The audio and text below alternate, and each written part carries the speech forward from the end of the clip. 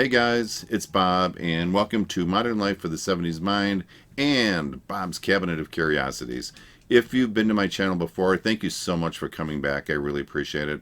If you're new and you like what you're seeing, please give me a thumbs up, and if you would also subscribe to my channel and click that notification icon, that way you'll be notified anytime I release some new content, and you'll be up to date on everything I do here.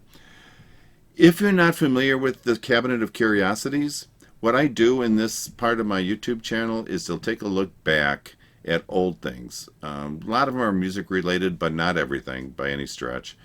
It goes back as far as the 1800s, and I've gone probably forward as far as like the 90s. So the sweet spot, if I had to guess, would probably be somewhere around the 60s and 70s, maybe early 80s. That's where I seem to have a lot of items.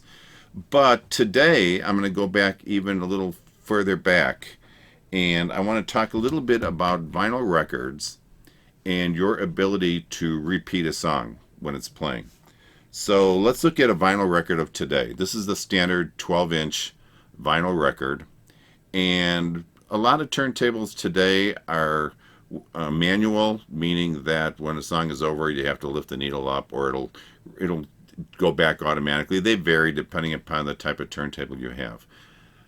In the 70s and 80s, anytime you would play like a 12-inch record, it would just automatically go back. Now, there was an option that you could click repeat. So instead of going back and setting down for it to be done, it would just go back to the beginning of the record and play again. And as long as that repeat button was on, it would just keep playing over and over again. Now, before there were vinyl 12-inch records, there were 78 records. And this is a size of a 78. This is actually a diamond disc record, which is slightly different, but I don't have any 78 records available. They're buried in here somewhere, but I just don't have them. But so this looks like a 78. The only difference is you can see this is a lot thicker, and I'll go into this record on one of my other videos for the Cabinet of Curiosities. So back in the day, the needle for these records almost looked like a pin, but girthier. It was just like a tip of a pencil, sharpened pencil, but it was all steel. And you would have to manually lift up the arm, put it down, it would play, and then when it was done, you had to manually lift it up and put it back. There was no option on these records for a repeat because everything was manual. So some smart people decide to come up with some products that would allow a record to repeat. Now, this might be a little difficult to explain, so I'm going to try to do my best, because these things are almost complicated and very mechanical. This is called an encore record repeater. So before I set this record on, I want to show you how it would be mounted. It's got a hole, and this would mount right over the spindle, so it would sit on the record kind of like this, okay? So just so you have an idea what how this thing would sit on the record. So, I mean, it would sit like that. All right, so let me get rid of this record and let's just talk about this thing. Let's pretend that this is the needle, my pen. The needle, when you set it down, will come down like this, but just so you can see what I'm doing, I'm going to kind of go from the back. So you would put this on the record. Since the record is spinning this way, it would have a tendency to want to pull this thing this way as well, because that's the way the record is spinning. So what would happen is when you put the needle down, and again it would come this way, but I'm going to show you here, the needle would go in this slot, and now this thing, like I said, wants to pull this way, but it can't because this needle is here. So as the needle moves into the interior of the record, as the record is playing, it gets further and further down this arm. And then what happens, and this arm is adjustable depending upon how long your record is, so you would just adjust this how you need it. But once it hit this end, the needle would kind of like fall off. That would allow this thing to spin all the way around, and the needle would come up through here.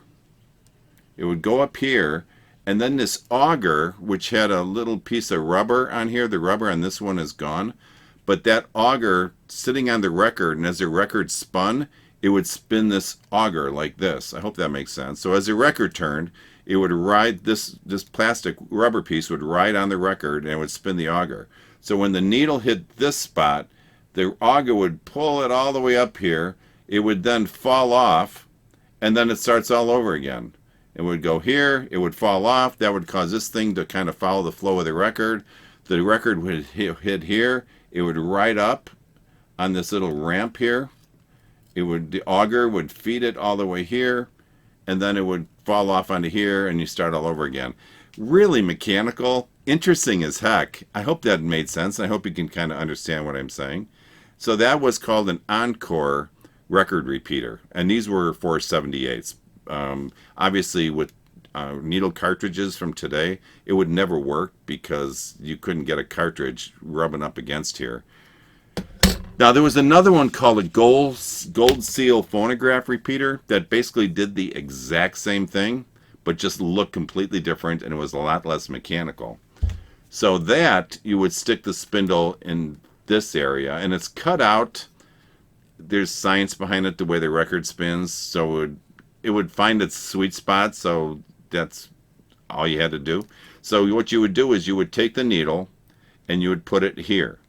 Now, as it's going, it would start working its way down to the inside of the record, and when it hit this spot, it would get in this little groove, and it would ride up all along here, and as you can see, it rides it up and pulls it back to the outside, and it would drop off, and it ends up here again.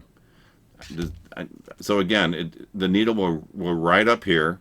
Once it hits this groove, the groove kind of works its way around and brings it more to the outside. It drops off into the slot, and then it goes up again. So it's doing the same thing, a lot less mechanical, a lot more flimsy, but I think a little less noise, because what would happen, and I think there were some pads here. I don't know if you can see.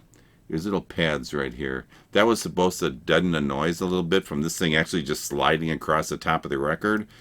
And this had a rubber piece to it that doesn't have it anymore, so obviously that rubber piece fell off. But still, there was a lot of noise from this thing dragging on top of the record, and same with this one. So there were negative sides to using these things, but you would be able to play a record over and over again, which was definitely not possible at any other time. So I just found these interesting. There are other versions of record repeaters. These are the only two that I have. I almost got one on eBay about a year ago, and then somebody outbid me. I'm like, darn, too bad. But I will keep my collection going because I just find these things incredibly interesting.